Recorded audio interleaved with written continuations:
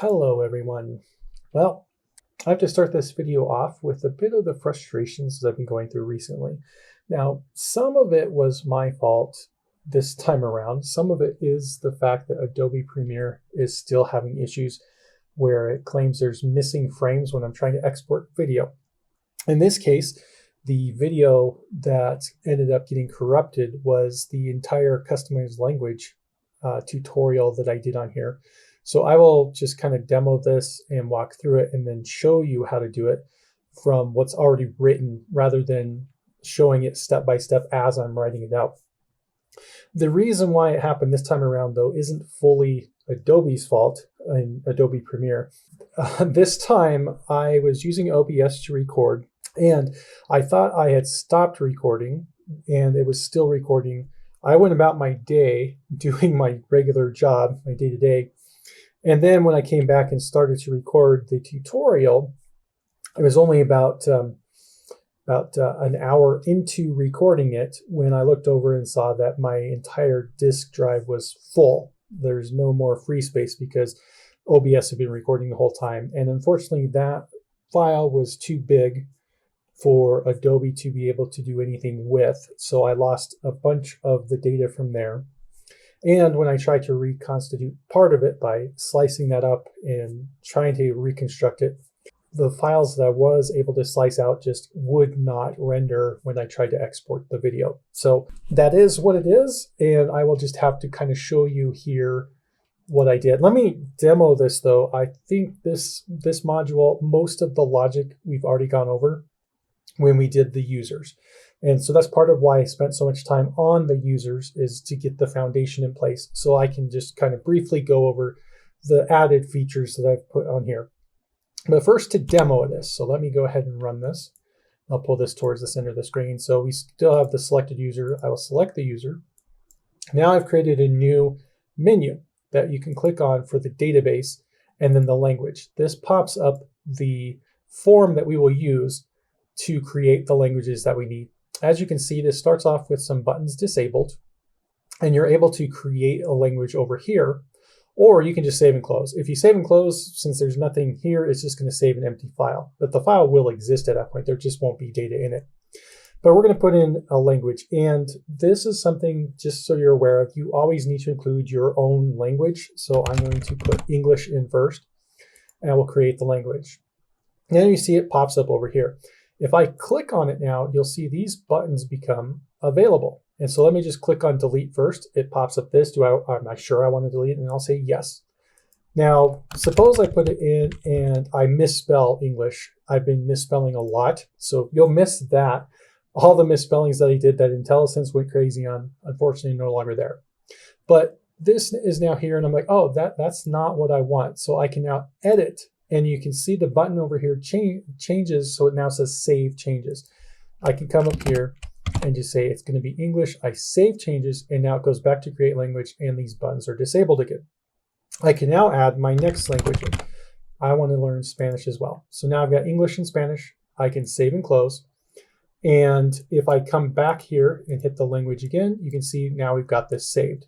And of course, if I close out completely, run the program again, pull this over, hit select user, pull this down, hit database. Here, you can see the languages are still there. So it's saving the file to disk, and we're able to use this information once more. So let me go ahead and close this and explain how I did this. So first, you can see the visual form right here. So I created it this way, and you can see that there's the edited, selected, and delete. And I just realized this is not in line. Let me line that up, and let me make sure this is in line too. Okay, there we go. And I'll save that change. So I've got an edit button, as you can see over here. The button is, oh, I'm on the events now. I'll show you why I'm on events here in a second, but let me get back to the, where's the property? There we go. So edit selected, we now have the button edit up here, and I've got the text down here. In fact, I'll just make a couple of corrections here. I want to have that with the and sign so that we can do Alt-E. Then delete is here. I've just got this button delete language with the text down here. The save and close is, I just called it button save language changes, and I've got the text saying save and close because I wanted to not only save but also close when you hit that button. Create language, same thing, button create language, and create language down here. I've got these labels. These labels just exist. I give them a brief name to describe what it is. This is going to say details, and sure enough, it says details. The current language label is over here, and it says current languages.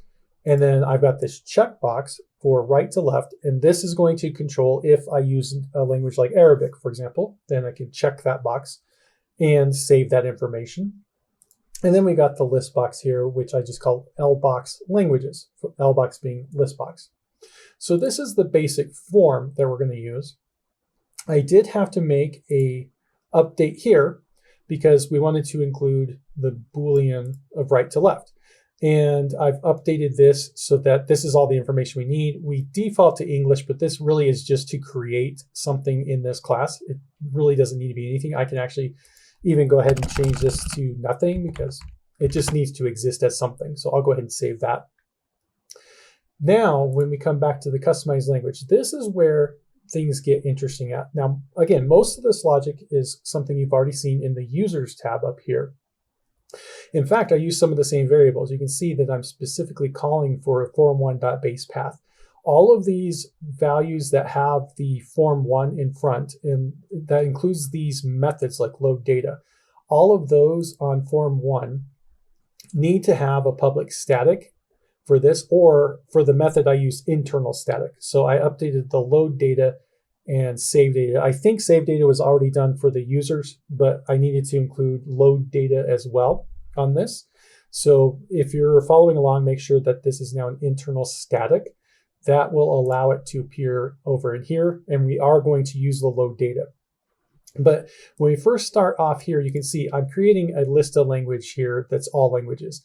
I did not create this as a static in here because we're only using all the languages when we are specifically creating the languages, deleting them, and things like that. When we're assigning them to a specific user, we're going to update the users and do that for the users themselves. Probably in the add user, we'll probably come and do some refactoring of this to be able to include the linking of the language to the user.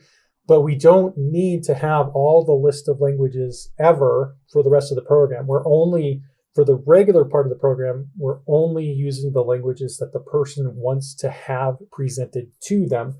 So the reason that's in place is, again, if you have a family and you're using this for a family, if you want to study French and your brother wants to study Spanish, there's no reason for this program to load anything from French when you are logged in, and there's no reason for it to load anything from Spanish when your brother's logged in, or vice versa. I don't remember who I said was studying what, but you get the point. It only needs to load what the user needs. So we're going to keep that separated, and we only need to determine at the upper level what the definition of the languages are.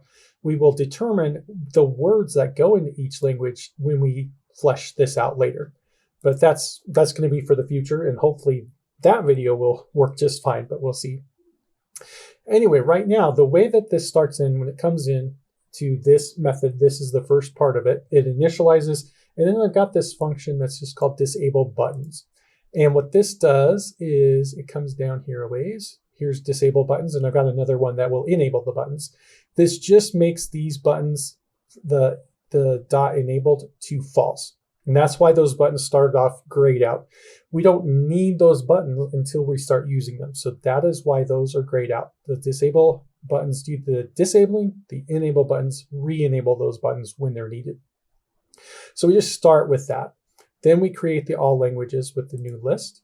We create the file name exactly like we did before for the users, but we're using the language file instead of the user file. This part is exactly the same as before when we check if the file exists, and then if it does, this is where we use the form1.load data. So we're using that same method that's created clear back in form1. We split this out, and part of the reason I couldn't make this into its own method, well, I could, but not easily, is how I'll phrase that. I wanted this to be simple enough that we could follow along. So I just copied and pasted this part because these sections are different. This one has a Boolean.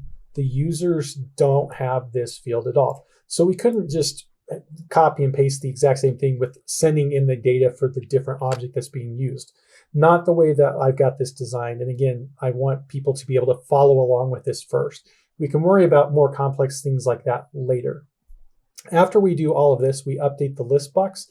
This is the same technique that we did when we updated the list box on the users. So we come down here, we clear out the box from anything that's there, and then we add in, if there are any languages, so if the count is greater than 0, then we loop through and we add those to that. Otherwise, we just skip down to here, and then we do this other check. So if the items count is greater than 0, so there has to be something in there, and if the selected index is not -1, then we enable the buttons. Now remember, this selected index is when somebody clicks on it. So if they click on it, it will no longer be -1. It'll start at 0 at the top and then go 1, 2, 3, 4, etc. You can look at the video when we discuss this with the users to see how that works. But this is what controls whether those buttons for edit and delete exist or not. It has to have an item in the list, so the count has to be greater than 0, and it has to be clicked on. That's how that functions. If it's not, we disable those buttons. Even if previously they were enabled, when we call this, it will disable them automatically for us. So that's how we initially start. Then at that point, people can come in and start typing in the text in here. They can create the language and things like that. So we'll skip down to where we've got the different things that we can do at this point.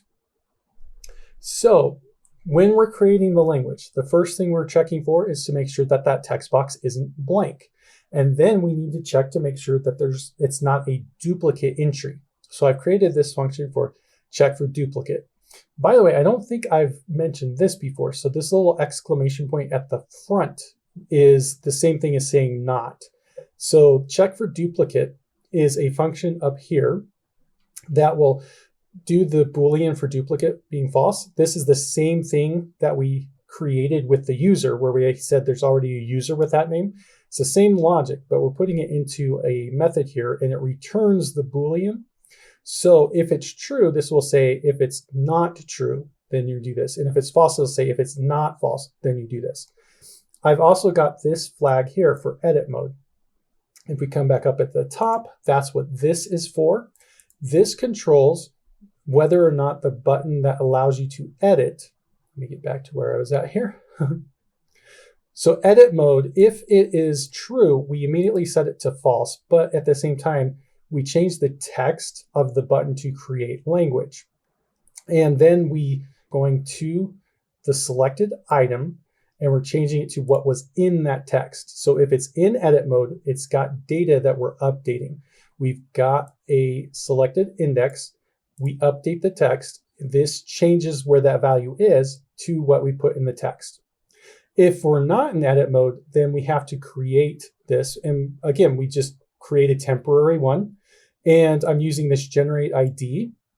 This is a new function, but I've already shown how it works. But I made it into a function here. So if I come over to form one and scroll down to generate ID, you can see it's here. So this is the same thing I used before, where we got the time in milliseconds for the user ID. So what I've done is I moved this into its own function, and we can call it here when we're generating the user ID. It's now in this section here, and that allows us to use it here. When we're doing the language, the ID is going to be generated in that same way. It's going to be unique because nobody's going to use the same computer to create two different things at the exact same millisecond. Even if you reset the system time, it's going to be next to impossible without you manually forcing the time not to move. And if you're going to that extent, then you deserve for it not to work correctly. I'm just saying that. So anyway, again, if we're not in edit mode, it will come through here. It will create this as a new language variable. It will populate this with what was in the text box. It will include whether the right to left was checked, and it will add it to our all languages. At that point, we take what's in the text box and we delete it so that the user can then enter another language if they want to, and we call back to the update list box. Again, the update list box goes back up to the top here. And it does this thing again, and it will enable and disable depending on whether this is selected or not. So it'll do all of those things for us. We'll just kind of loop through that. If they click to delete, then the delete function is exactly the same that we did for when we deleted a user. That's exactly the same logic in there. When they save, I put into the save updated languages method. So we can go up to see what the save updated languages does. And it's this output that we're doing. So this is the same thing that we did before, but now with these changed from the user to the languages. But again, the same logic that we used before, just that part's the only part that's different. And then when we save and update, we close immediately afterwards. That's why it's a save and exit button. So when we're actually editing, what we're doing is first we check to make sure the selected index isn't -1. So if they're clicking somewhere that doesn't actually have an item, we're going to ignore that. But if they do click and it's a -1 and they're trying to edit, then edit mode is set to true. The button for create language, the text is changed to save changes. It used to be create language. Now it's save changes. The text language name text is now set to whatever the item that was selected is. So when they click on an item, that is the selected item, and the text box is updated to include that information. Finally, we have this here. This is the event. So when you click onto the list box, then this fires immediately. And what this is doing is saying, if the selected index is not -1, enable the buttons. So this is how we enable the buttons. So it's fairly straightforward. For the last bit of this, I'm going to go and scroll through this file a little bit slower, so anybody who's like following along can just kind of read the text. And if you can read it and copy it into your own program, you'll be able to have what I've got here. So again, I do apologize that the video no longer works that I did to make this. But this will hopefully allow anybody who is following along to pay attention with where we're at. And hopefully in the next video, we can continue to do tutorials the normal way. So again, I'll just slowly scroll through this.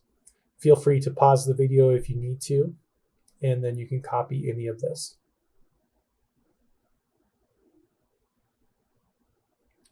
Get almost down to the end here.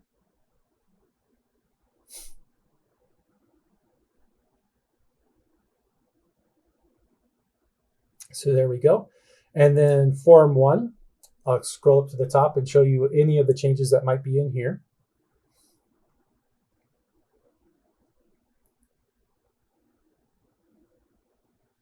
That way, anybody who's following along will be able to still have exactly where I'm at.